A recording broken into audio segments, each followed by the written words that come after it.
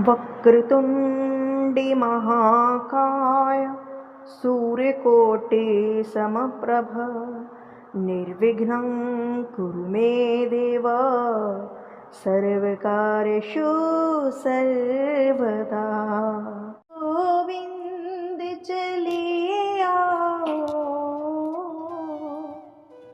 गोपाल चले आओ,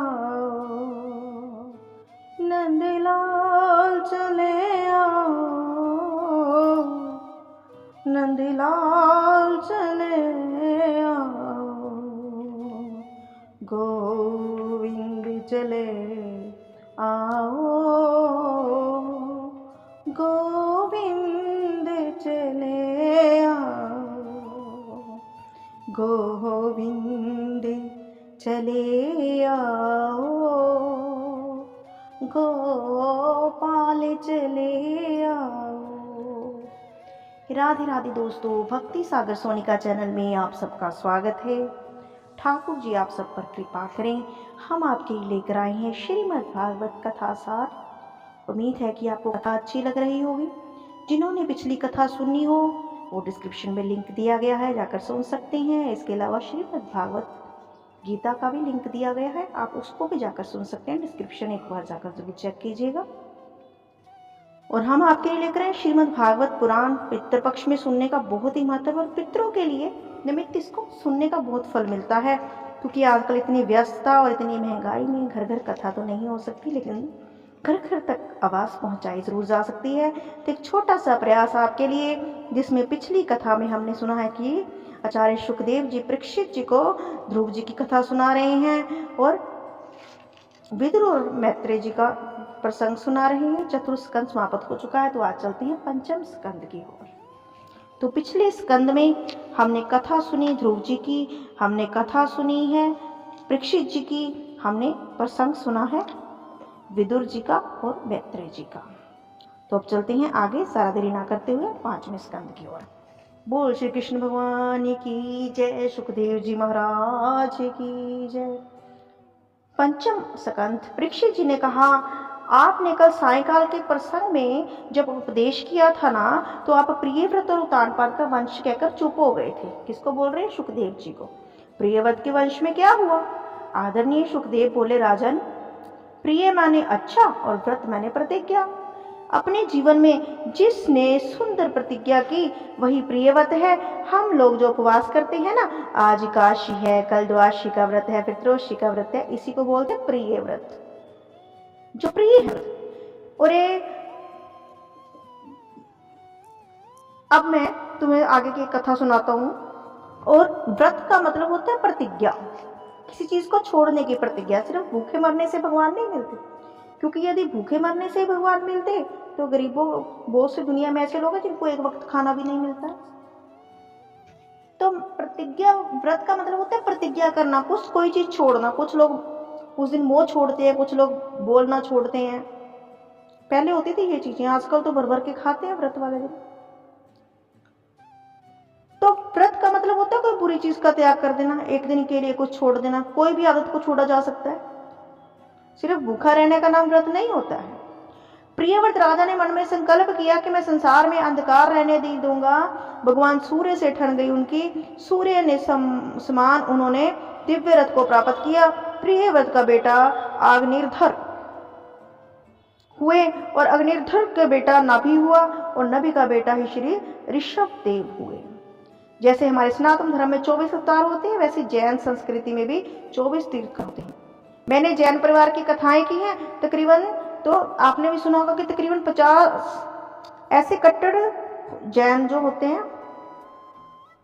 हमें श्रीमद् भागवत में चर्चा की गई है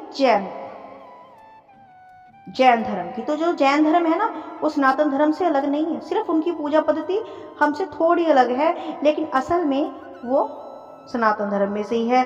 और 24 अवतार है सनातन धर्म में, वैसे ही जैन संस्कृति में भी 24 तीर्थकर। अब तीर्थकर माने जिनके चरणों के पदार्पण से घर तीर्थ बन जाए, उसको बोलते हैं तीर्थकर। जैन संस्कृति में जो आचार्य ऋषभ देव हैं, इनके पहले तीर्थकर हैं। श्रीमद् भागवत में ऋषभ देव जी भगवान के 8वें अवतार हैं। तो देखिए ऋषभ देव कौन है। पीछे मैंने आपको बताया कि प्रियव्रत राजा ने मन में संकल्प किया तो उसके पास क्या था, एक रथ था, और उसका आगे बेटा हुआ अग्निधर बेटा, उसके बाद नभी हुआ, और नभी के आगे हुए ऋषभ देव। तो ये सब कहां से चले आ रहे हैं, उत्तानपाद के कुनबे से, अलग से नहीं पैदा हुए। लड़ी वही पीछे से ध्रुव से पैदा हुई है, ध्रुव से जुड़ी हुई है लड़ी इनकी। तो श्रीमद् भागवत में ऋषभ देव जी भगवान के 8वें अवतार हैं, और ऋषभ देव जी महाराज के 100 पुत्र थे, ऐसा वर्णन आता है। पूरे संसार के सम्राट है ऋषभ देव, 7 द्वीपों की पृथ्वी के सम्राट है महात्मा ऋषभ देव। इनके 100 पुत्रों में सबसे बड़े पुत्र का नाम है भरत। एक दिन ऋषभ देव ने अपने मस्त पुत्रों को पास बुलाया कि मैं ये कहना चाहता हूँ कि हम दिन में काम करते हैं और सारा दिन काम करते हैं। प्रत्येक परिवार में रात्रि को 1 घंटे बैठकर सब लोगों को शास्त्रों की कथा सुनानी चाहिए। घर का एक सदस्य बैठकर कथा सुनावे और सब बैठकर सुने। पहले घरों में ये रिवाज था कि शाम को सारा परिवार इकट्ठा होकर बैठता था, आपस में दिन भर में जो हुआ जैसा हुआ बातचीत होती थी। लेकिन आजकल सारा दिन भी पास में बैठे होते हैं तो एक दूसरे के हाथ में फोन होता है, अपने अपने फोन में मस्त होते हैं। कोई रील बना रहा है, कोई शूट कर रहा है, कोई देख रहा है, कोई सोशल मीडिया पर, कोई फेसबुक पर, कोई कैसे कोई कैसे। आप 4 बंदों को इकट्ठे बंद कर दो, फोन पकड़ा दो हाथ में, आपको चूं चा की आवाज बिल्कुल नहीं आएगी, क्योंकि सबके कानों में हेडफोन लगे होंगे और अपने अपने फोन पर बिजी होंगे। और अभी वो फोन उनसे छीन लो और उसके बाद उनको उस एक कमरे में 1 घंटे के लिए बंद कर दो, फिर देखना अंदर तूफान हुआ पड़ा होगा। तो पहले सब बैठते थे इकट्ठे, बैठना चाहिए। तो इससे क्या होता है, मन का तनाव कम होता है, शांति मिलती है, ब्लड प्रेशर सही रहता है, क्योंकि आपस में बात करते हैं तो मन हल्का होता है। बातचीत करेंगे मन हल्का होगा, कोई एक को सुझाव देगा, कोई दूसरे को सुझाव देगा, शरीर तंदुरुस्त रहेगा, बीमारियां कम लगेंगी, डिप्रेशन कम होगा। तो ऋषभ देव जी का नियम था कि जब सभा में जाते और वहां से लौटकर आने के बाद अपने घर की सभा अलग से जोड़ते, अपने समस्त पुत्रों को बिठाकर ऋषभ देव जी अपने पुत्रों को लेकर बैठे थे। ऋषभ देव जी ने अपने पुत्रों से प्रश्न किया, अब तुम सब बड़े हो गए हो, युवा हो गए हो, मैं एक प्रश्न आप लोगों से करना चाहता हूँ। बड़े पुत्र भरत ने कहा, कहिए। राजा ने पूछा, ये शरीर तुम्हें क्यों मिला है? सब पुत्र बोले, प्रात उठते हैं, स्नान करते हैं, संध्या करते हैं, बाल भोग करते हैं, राजपाट का कार्यभार संभालते हैं, फिर शाम को चौपड़ खेलते हैं, फिर नृत्य संगीत करते हैं, भोजन करते हैं, रात्रि में सो जाते हैं। तो ऋषभ देव ने कहा, क्या इसलिए तुम्हें शरीर मिला है? नाई देहो देह भाजाम नरलोको कष्टान कामनम अहर्ते विर्भुजायम तपो दिव्यम पुत्र का येन सत्तवम शुद्धो धेस्मादम ब्रह्म सौख्यम तवंतम। बेटा, ये शरीर केवल खाने पीने सोने हंसने को नहीं मिला है। शरीर से हमें तप भी करना है, शरीर से महापुरुषों का संग करना है, सत्संग करना है, प्रातः जल्दी उठना है, स्नान कर परमात्मा का भजन करना है। 3 बातें गृहस्थियों के लिए जरूरी हैं। कौन सी 3 बातें जरूरी हैं? ऋषभ देव जी ने बताया 3 बातें गृहस्थियों के लिए जरूरी हैं। कौन सी 3 बातें जरूरी है? नंबर 1, जब हम घर बनवाते हैं उसमें जो सबसे सुंदर उत्तम स्थान हो वह मंदिर जरूर बनवाओ। बिना मंदिर का घर शमशान भूमि होता है। घर में मंदिर होना ही चाहिए, और मंदिर में 3 बातों का ध्यान रखें। मंदिर में मूर्ति है, ये भाव कभी मन में मत लाओ, उन्हें प्रत्यक्ष भगवान माने। यही भाव लाएं कि हृदय में ही साक्षात भगवान विराजे हैं।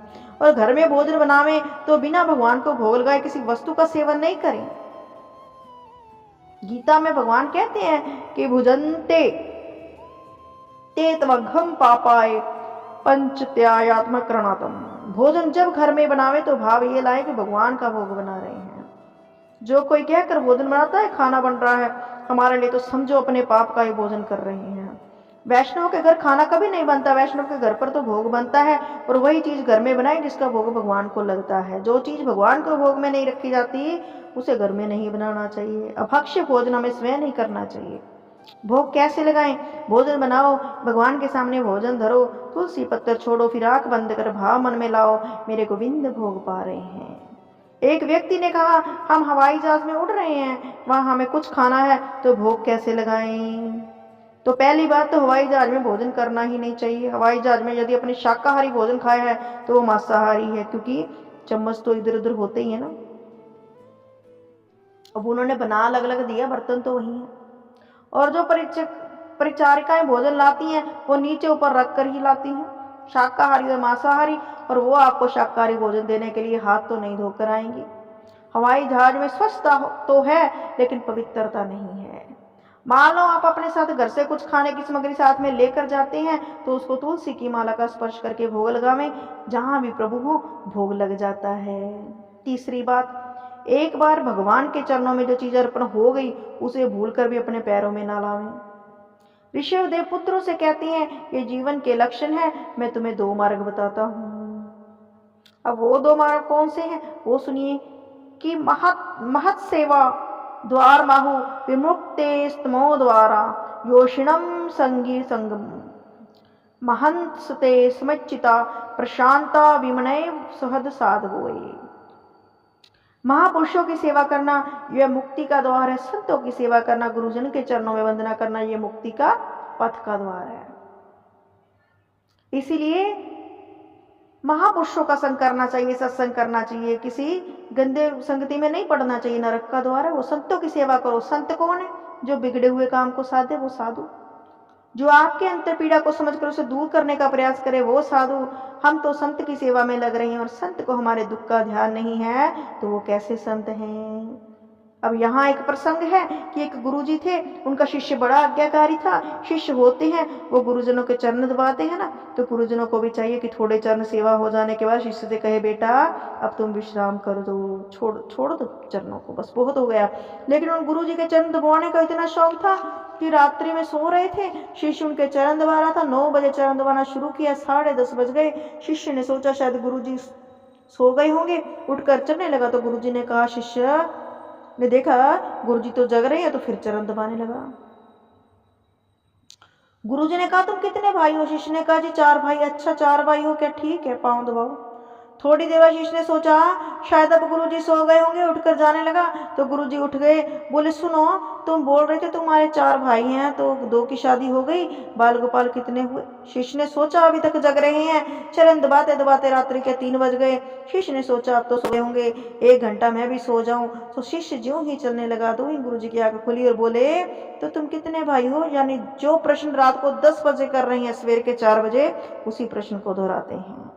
शिष्य बोला, 3 भाई हैं। रात को 10 बजे तो तुम बोल रहे थे कि हम 4 भाई हैं, अभी सुबह 4 बजे बोल रहे हो कि तुम 3 भाई हैं। शिष्य ने कहा, ऐसे ही हम आपके चरण रात्रि भर बैठकर दबाते रहे तो 3 भाई ही रह जाएंगे।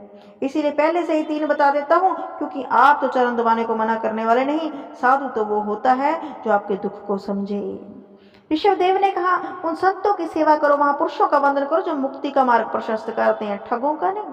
पता चलता है, व्यवहार से पता चल जाता है कि असली साधु कौन है। सज्जनों सत्संग होता है, सैकड़ों हजारों लोग सुनते हैं, लेकिन हृदय में उतारता है सत्संग किसी 2-4 की ही। बाकी सब वहां पे बस मजे करने के लिए, टाइम पास के लिए जाते हैं। ऋषभदेव के सबसे बड़े पुत्र जो भरत हैं, पिता की एक एक बात को उनके हृदय में उतर गई।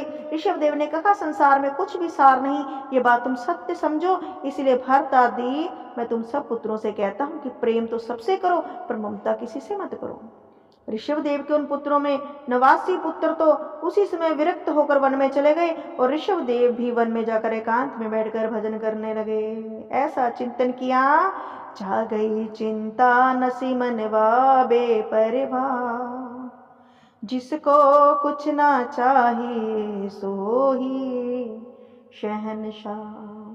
छा गई चिंता नसी मनवा बेपरवाह, जिसको कुछ ना चाहिए सो ही शहंशाह।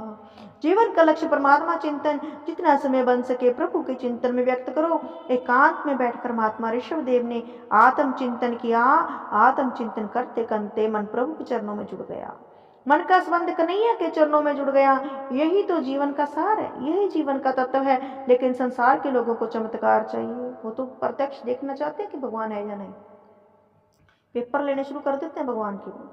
मेरे गुरुदेव एक बात कहते हैं, संत के पास जाकर कभी गृहस्थी की चर्चा मत करो। महात्मा के पास जाकर तो केवल एक ही प्रश्न करो कि गोविंद की प्राप्ति कैसे होगी, कन्हैया के चरणों में अनवर्त प्रीति कैसे होगी। ये प्रश्न आपने किया तो सबसे उत्तम प्रश्न किया। ऋषभदेव जी के पास भीड़ लगने लगी। कोई कहता है बाबा व्यापार कैसे चलेगा, कोई कहता है बेटा सुनता नहीं, पिता की बात माताएं भी पहुंच गई। आजकल जो सुनते नहीं वो बड़ा क्रोध करते हैं। ऋषभदेव ने कहा, माताओं मैं कुछ नहीं जानता, केवल इतना जानता हूं कि हरि की स्मृति सब विपत्तियों से विमुक्ति दिलाती है, इसीलिए हरि का कीर्तन करो। हरि शरणम हरि शरणम हरि शरणम हरि शरणम। हरि शरणम के मंत्र का जाप करो, ये जीवन का सार है। लेकिन ऋषभदेव ने देखा कि दुनिया को चमत्कार चाहिए, और जो चमत्कार दिखाता है वो संत कभी नहीं हो सकता। चमत्कार दिखाना तो बाजीगर का काम है, संत का तो दर्शन ही चमत्कार है। संत के जीवन की सरलता ही चमत्कार है। ऋषभदेव ने पड़े पड़े सब क्रियाओं को त्याग कर दिया और मुंह में पत्थर रख लेते। लोगों की भीड़ आती तो मुंह खोलकर दिखा देते। लोग कहते, राम राम, कैसा नंगा बाबा है, नहावे नहीं धोवे नहीं, ऐसे ही पड़ा रहता है। परिणाम ये हुआ, दूसरे दिन से एक भी व्यक्ति उसके पास नहीं आया। ऋषभदेव को बहुत ही शांति मिली। संसार की प्रवाह क्या करना, प्रवाह तो ये करो कि एक मिनट भी मेरा गोविंद की याद के बगैर ना निकल जाए। भरत ने सोचा, मेरे पिता कितने महापुरुष हैं, कैसा इनका आदर्श, और एक मैं हूं जो संसार में पड़ा हूं। संसार में रहना बुरी बात नहीं, संसार को अपने ऊपर हावी कर लेना बुरी बात है। आप जानते हैं कि कमल का फूल पानी में रहता है, परंतु पानी की एक बूंद अपने ऊपर ठहरने नहीं देता। गृहस्थी में रहिए, कोई बुराई नहीं, पत्नी बच्चे परिवार में सब कुछ है, इनके बिना मैं रह नहीं सकता, ये आपत्तिजनक है, यही बंधन का कारण है। भरत ने अपने पुत्र सुमति को राजगद्दी पर अभिषेक कर दिया और स्वयं वन में चले गए। एक पवित्र स्थान है दामोदर कुंड, वहीं जाकर भरत जी समाधि लगाकर बैठ गए। ओम नमो भगवते वासुदेवाय नमः। ओम नमो भगवते वासुदेवाय नमः। ओम नमो भगवते वासुदेवाय नमः। ओम नमो भगवते वासुदेवाय। इस मंत्र का जप करने लगे। ये दामोदर कुंड नेपाल में है, जहां से गंडकी नदी उद्भूत होती है, जहां शालिग्राम परवान प्रकट होते हैं। दामोदर कुंड बहुत गहरा है, वहां बर्फीली हवाएं चलती हैं। उसी दामोदर कुंड में शालिग्राम भगवान प्रकट होते हैं। सच में शालिग्राम विग्रह का पता लगाना हो तो तुलसी का हरा भरा पौधा दामोदर कुंड में डाल दीजिए, तो 15 फीट नीचे से शालिग्राम जी उठकर आएंगे और तुलसी जी से चिपक जाएंगे। यही सच्चे शालिग्राम है, ये आप अभी करके देख सकते हैं। तो देखिए कितनी बड़ी बात कही गई है। 15 फीट नीचे तुलसी का पौधा डाल दीजिए और शालिग्राम जी उसके साथ चिपक कर ऊपर आएंगे। शालिग्राम के वेश से हिरण्यगर्भ कहते हैं कि शालिग्राम साक्षात भगवान का रूप है। उसी पवित्र स्थान पर भरत जी समाधि लगाकर बैठ गए। 200 माला नित्य जपने का मन में संकल्प ले लिया। त्याग हमेशा अंदर से होना चाहिए, बाहर से किया त्याग कभी भी डगमगा सकता है, लेकिन जब हम मन में दृढ़ होंगे ना, वैभव को त्याग देंगे, उस कार्य भी सोच समझ कर करना चाहिए। भरत जी घंटों बैठकर माला का जप करते, केवल रात्रि में 4 घंटे सोने के लिए विश्राम करते। कुछ समय पश्चात केवल फल खाकर भजन करने लगे। फिर गंडकी नदी में कंठ तक पानी में खड़े रहकर भजन करने लगे। ऐसा उन्होंने नियम ले लिया। गंगा में, यमुना में, सरस्वती, नर्मदा, इन सभी पवित्र नदियों के जल में खड़े होकर संध्या करने से गायत्री मंत्र सिद्ध हो जाता है। शास्त्र में लिखा है कि नदियों के जल में खड़े होकर संध्या करने से मंत्र की सिद्धि हो जाती है। जब करते करते उनकी आंखें खुली, उन्होंने अपनी आंखों के सामने के दृश्य को देखा कि एक गर्भवती हिरनी नदी में पानी पीने आई। पीछे से किसी शेर ने जोर से दहाड़ लगाई। शेर की दहाड़ सुनते ही हिरनी नदी में कूद गई। जल्दी जल्दी नदी को पार कर रही थी, लेकिन उसके गर्भ से शिशु ने बीच में नदी में जन्म ले लिया। हिरनी बेचारी दूसरी पार गई। प्रसव की पीड़ा और शेर के भय से उसका प्राणांत हो गया। उस हिरनी का नन्हा सा बच्चा नदी में बहा जा रहा है। परम संत भरत का हृदय भर गया। हे भगवान, ये नन्हा हिरण का बालक नदी में बहकर मर जाएगा। भरत जी ने माला छोड़ दी। माला को गले में डालकर नदी में 100 बच्चे को उठा लिया। बच्चा बर्फीली हवा, नदी के ठंडे जल से भीगा हुआ ठिठुर रहा है। बच्चे को गोद में लेकर कुटिया में लाए। आसपास में सूखे पत्ते इकट्ठे करके अग्नि जलाई। बच्चे को ठंड से बचाया, उसकी प्राण रक्षा की। परोपकार करना ही संत का परम धर्म है। उस समय ये नहीं सोचना चाहिए था कि हाँ मैं तो तपस्या कर रहा हूँ, देखी जाएगी इसके साथ क्या होना है। उन्होंने अपनी माला छोड़ दी, अपना भजन करना छोड़ दिया और उसकी जान बचाई। यही सच्चा संत है। आचार्य शुकदेव कहते हैं, राजन भरत ने बच्चे को बचाया, ये ठीक है, इसमें प्रेम की संज्ञा देता हूँ। किसी बहते हुए प्राणी को बचाना ये प्रेम है, परंतु ये प्रेम कब होता? जब भरत जी हिरनी के बच्चे को 10-5 दिन अपनी कुटिया में पालकर थोड़ा बड़ा हो जाने पर उसे हिरणों के झुंड में छोड़ आते, फिर भजन में ध्यान मगन हो जाते। ये तो ठीक था, लेकिन भरत जी का प्रेम ममता में बदलने लगा। जैसे कि मैंने कहा, ममता ही बंधन का कारण है। उस हिरण के बच्चे में उनकी ममता हो गई। उसको नहलाते, हरी घास खिलाते, सारा दिन उसकी देखभाल में लगे रहते। परिणाम ये हुआ कि 200 माला जप करते थे, अब 100 माला ही जप होती हैं। धीरे धीरे हिरणी के बच्चे में इतना मोह हो गया कि 20 घंटे जप करते थे, वो 10 मिनट आधा घंटा ही रह गया, और आधा घंटा भी भरत जी का मन एकाग्र नहीं रहता। आए थे हरि भजन को, ओटन लगे कपास। भरत जी घर छोड़कर आए भजन करने के लिए, लेकिन यहाँ पर आकर भी मोह माया में फंस गए हिरण की। हमारे संतों ने माला जपने की विधि क्यों बताई? क्योंकि हमारी ये मान्यता है कि माला जपते जपते वो हमारे अभ्यास में आ जावे और मृत्यु के समय वो प्रभु का नाम एक बार भी हमारे मुंह से निकल जावे तो मुक्ति हो जाए। लेकिन अंत समय में वो राम नाम हमारे मुंह से नहीं निकलता। भरत जी का मृत्यु का समय आया, न राम जी की याद आई, न गोविंद जी की याद आई, बस केवल हिरण का बच्चा चिंतन में रहा। मेरे मरने के बाद इसकी देखभाल कौन करेगा? इसे कौन घास खिलाएगा? कौन सुरक्षा करेगा? इसे शेर भेड़िए खा जाएंगे। सोचते सोचते प्राण निकल गए। इसलिए शास्त्र कहते हैं कि मृत्यु के समय चिंतन तो गोविंद का करो, भूल जाओ सारी दुनियादारी को। सुभद्रा जी के मन की यही तो व्यथा है। कृष्ण तव दिए पद पंकजम पंजरंते व्यथ में विष्णु मानस राजहंसम प्राण प्रयाण समय कफि पित्वाते कंठावरोधन विधु स्मरणम कुत्सते। सुभद्रा कहती है, गोपाल तुम्हारे चरणों में मेरा मन आज ही फंस गया है, और ऐसा फंसे कि जीवन में फिर कभी निकलने नहीं पाए। क्योंकि मृत्यु के समय जब आता है गोपाल तो कंठवरुद्ध हो जाता है, संसार याद आता है, लेकिन अंतिम समय में तुम याद नहीं आते। अंत जिसका स्वर जाए उसका जीवन सवर गया। शास्त्र कहते हैं अंतिम समय में जिसका चिंतन मन में रहे मनोरथ परंतु उस शरीर में जाना पड़ सकता है। भरत जी महाराज को हिरण के शरीर में जाना पड़ा, लेकिन हिरण की देह में जाने के बाद भरत जी को तो इतनी गिलानी हुई कि मेरे जैसा निकृष्ट कौन होगा। परमात्मा ने कृपा करके मुझे मानव शरीर दिया, और उसका आप विचार करें, यदि मैं पशु के शरीर में होता तो 3.5 फुट ऊंचा बैठकर आपको कथा सुना पाता। प्रभु ने कितनी कृपा की कि मनुष्य का शरीर दिया, अच्छा मनुष्य शरीर भी दिया। यदि कान बहरे होते तो सुख मिल पाता, कान ठीक होते तो आंखों में खराबी होती। तो प्रभु ने हमें मनुष्य शरीर दिया सेवा करने के लिए, कान दिए कथा सुनने के लिए, आंख दी प्रभु के दर्शन करने के लिए। उसका हम दुरुपयोग करते हैं, सदुपयोग नहीं करते हैं।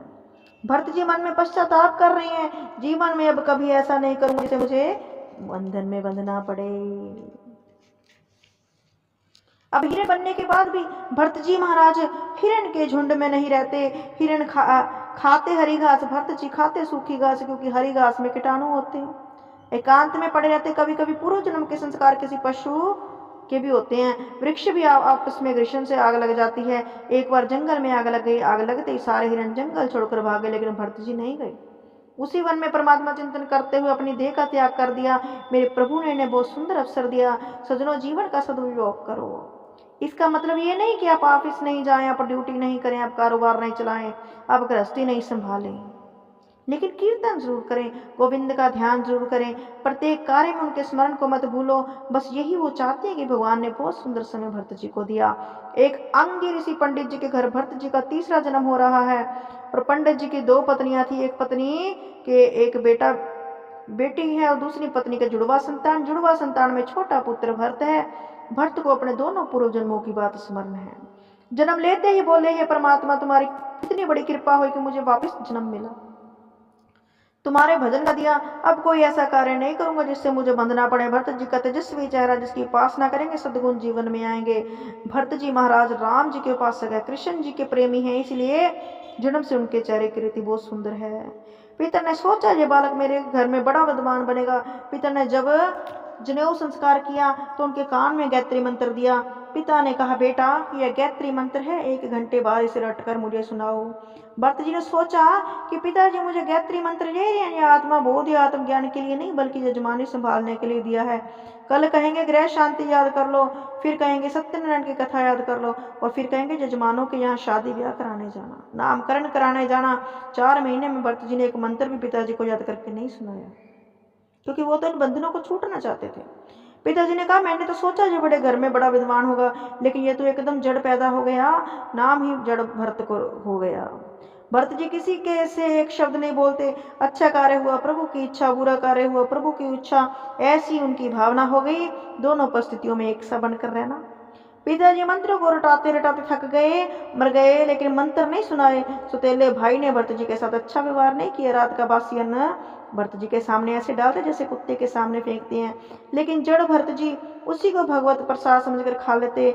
भाई लोग अनंत सामग्री सेवन करते हैं, फिर भी दुबले पतले, भरत जी रूखा सूखा खाएं और हिष्ट पुष्ट हो जाएं, क्योंकि संत कहते हैं, तुलती विरवा बाग की सींचत ही मुरझाए, राम भरोसे जो रहे पर्वत पर हरिहाए। तो आप देखते हैं कि तुलसी का विरवा आप बाग में जितना मर्जी सींचते हैं अपने गमले में बड़े ध्यान से, लेकिन फिर भी कई बार मुरझा जाता है, सूख जाता है। लेकिन वही तुलसी मेरे राम की कृपा से कई बार पहाड़ों में, कई बार दीवारों में, कई बार खाली प्लाट में भी हरी भरी होती है, जहाँ उसे कोई सींचने वाला नहीं होता, क्योंकि वह राम की कृपा होती है।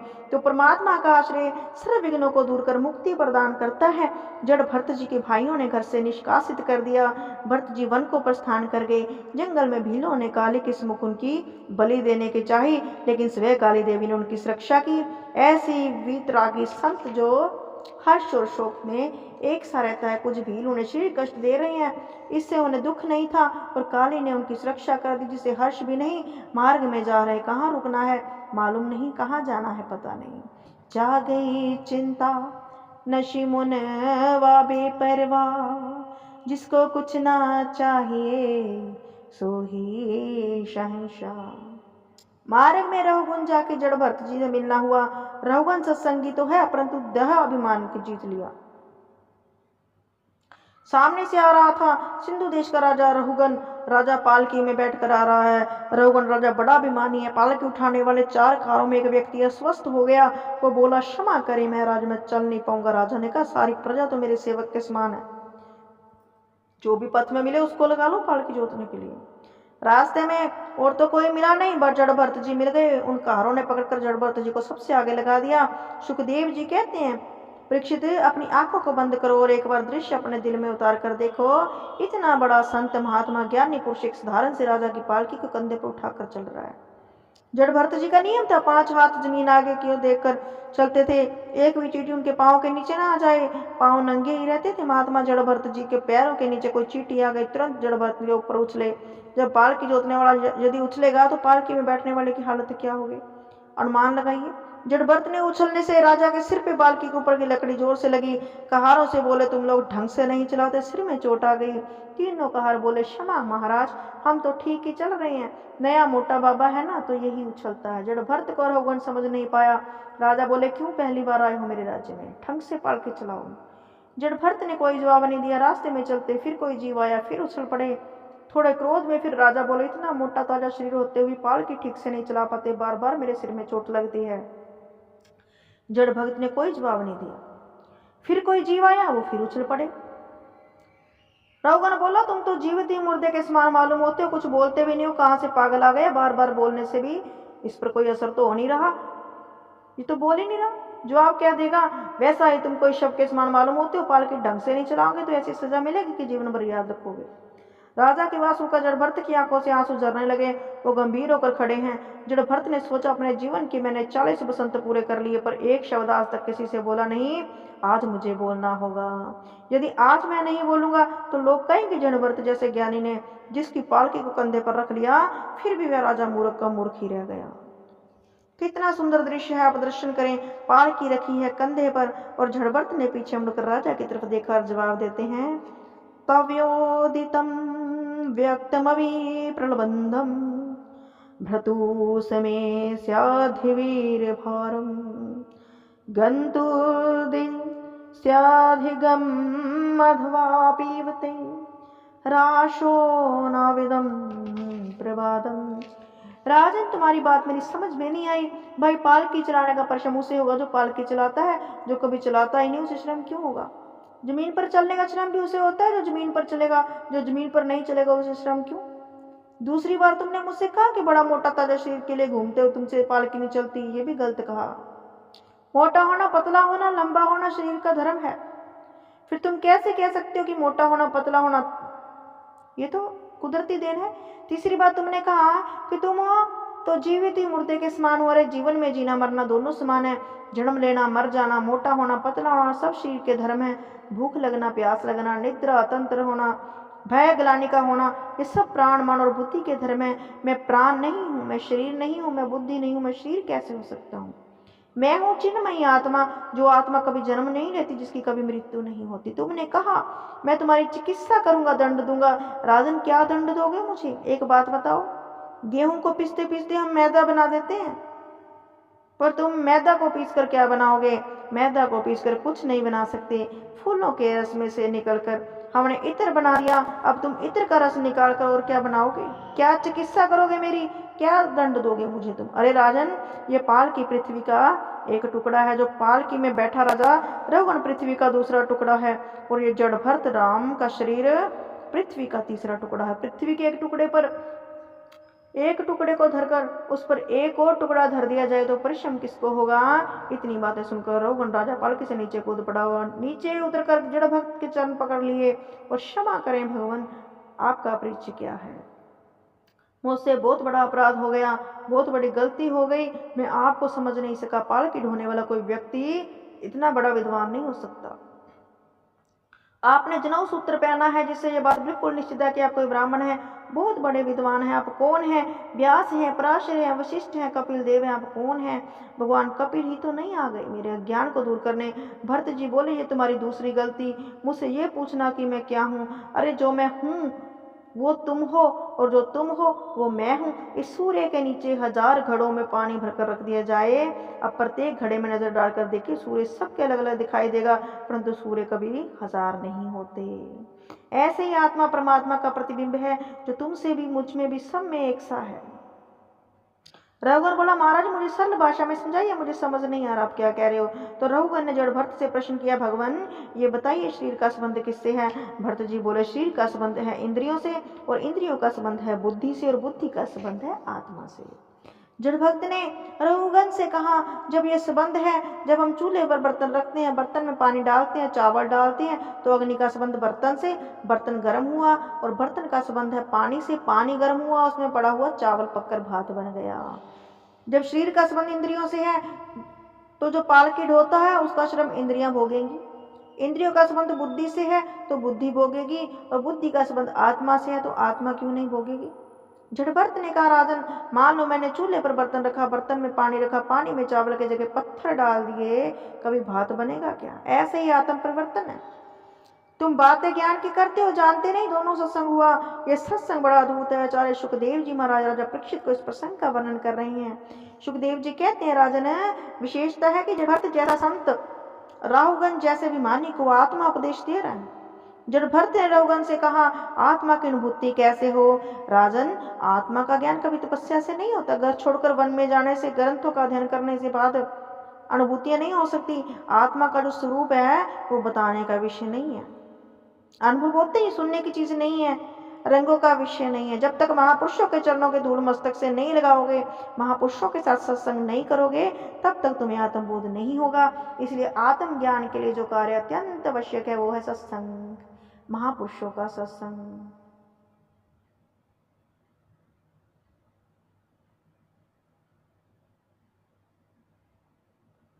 मैं पहले मृत का नाम का राजा था, अपने पिता के सत्संग मिला, कथा सुनी, मेरे मन में वैराग्य हुआ, घर छोड़कर निकला और नृत्य हो गया, मृग बनना पड़ा, क्योंकि मृग में आखिरी बार मृग में रह गए ना शावक। लेकिन मृग के शरीर में जो मेरी पूर्व कर्मी स्मृति नष्ट हुई थी, वो स्मरण मेरा आज भी नष्ट हो नहीं होता। मैं कितना बड़ा भाग्यवान हूँ। सत्संग का प्रताप है कि कृष्ण चिंतन का प्रताप है। मैं संसार के संग रहकर विचरण करता हूँ। न किसी के प्रति लगाव है, न किसी के प्रति दुर्भाव। दोनों ही परिस्थितियों में एक रस बनकर रहता हूँ। इसलिए राजन चिंतन करो, एकांत में बैठकर अपने आप से प्रश्न करो कि मैं क्या हूँ, आखिर मेरा स्वरूप क्या है। क्योंकि आत्मा का बोध जिसे हो जाता है ना, उसे परमात्मा की प्राप्ति हो जाती है। इसलिए मैं आत्मानुभूति करो। जब तक तुम मुझे सोचोगे राजन कि ये कहार जो पाल के ढो रहे हैं छोटे हैं, मैं बड़ा हूं, तब तक तुम्हारे मन में आत्मबोध नहीं होगा। छोटे से छोटा प्राणी, बड़े से बड़ा महापुरुष, आत्म दृष्टि से देखो, अंतर किसी में नहीं समझना चाहिए। राजपाट छोड़कर परमात्मा चिंतन में लग गया, निमग्न हो गया। आचार्य सुखदेव जी कहते हैं कि राजन जड़ भरत जैसे महापुरुषों के अवतार से, जड़ भरत के संग से हमारी इस भूमि का नाम भारत है।